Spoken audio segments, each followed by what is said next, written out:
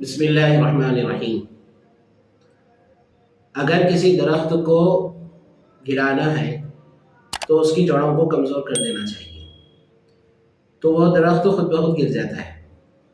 اسی طرح اگر کسی کھانے کو خراب کرنا ہے تو اس کے اندر نمک زیادہ ڈال دو، کھانا خود بخود خراب ہو جائے گا۔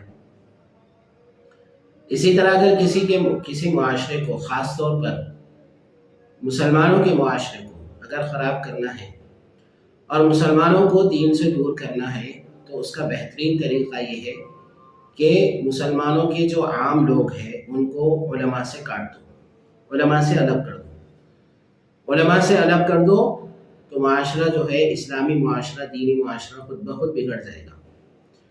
اور یہی کیا ہے دشمنان اسلام نے ہمارے ساتھ۔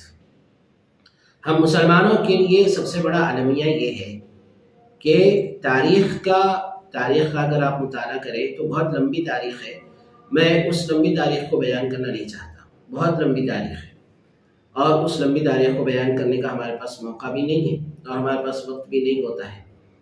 تو تاریخ کے اندر سب سے بڑا ظلم جو مسلمانوں پر کیا گیا ہے وہ یہ کیا گیا کہ مسلمان کی جو عوام ہے، عام لوگ ہیں، عام لوگوں کو علماء سے کاٹ دیا گیا، علماء سے ان کا تعلق ختم کر دیا گیا۔ اس لیے کہ عام لوگ اگر علماء سے مل کر رہیں گے تو ان کو جو ہے دین کی صحیح سمجھ پیدا ہو جائے گی، دین کی صحیح سمجھ ان کے اندر پیدا ہوگی اور وہ لوگ دین پر عمل کرنا شروع کر دیں گے۔ اور جب وہ لوگ دین پر عمل کریں گے تو پھر اللہ تبارک و تعالیٰ کی مددیں آئیں گی۔ ہمارا جو دشمن ہے وہ دشمن اس بات کو اچھی طرح جانتا ہے۔ میں تاریخ کے حوالوں سے، اعداد و شمار کے حوالوں سے یہ بات بتا سکتا ہوں کہ ہمارا جو دشمن ہے، ہمارے دشمن کون لوگ ہیں ہم سب جانتے ہیں۔ تو اللہ تبارک و تعالیٰ نے خود قرآن کریم کے اندر دشمنوں کی فہرست بیان فرمائی ہے۔ اللہ نے فرمایا یہودی اور مشرکین یہ لوگ ہمارے دشمن ہیں۔ تو یہ لوگ جو ہے قرآن اور حدیث کی اسٹڈی ہم سے زیادہ کرتے ہیں۔ ہم قرآن اور حدیث کی اتنی اسٹڈی نہیں کرتے جتنی یہ لوگ قرآن اور حدیث کی اسٹڈی کرتے ہیں۔ اور وہ لوگ قرآن اور حدیث کی اسٹڈی اس لیے کرتے ہیں تاکہ اس کے اندر سے کیڑے نکالے جا سکے اور اس کے اندر سے کمزوریاں نکالی جائیں اور کمزوریاں مسلمانوں کے بیچ میں لائی جائیں اور اس سے جو ہے سیدھے سادے ذہن کے جو مسلمان ہیں ان کے ذہن کو خراب کیا جائے۔ تو وہ لوگ چونکہ قرآن اور حدیث کی بہت زیادہ اسٹڈی کرتے ہیں، اس لیے ان لوگوں کو یہ پوائنٹ ملا کہ اگر ہم مسلمانوں کے جو عام لوگ ہیں ان کو اگر ہم عالموں سے دور کر دیں تو پھر مسلمانوں کو ان کے دین سے دور کرنا آسان ہو جائے گا۔ اور یہی کیا ہے انہوں نے کہ مسلمانوں کو جو عام لوگ ہیں ان کو عوام کو عالموں سے دور کر دیا گیا۔ یہی وجہ ہے کہ آج مسلمان جو ہے عالم سے ملتا نہیں ہے، عالم سے کٹا ہوا ہے۔ ایک عام آدمی عالم سے کٹا ہوا ہے۔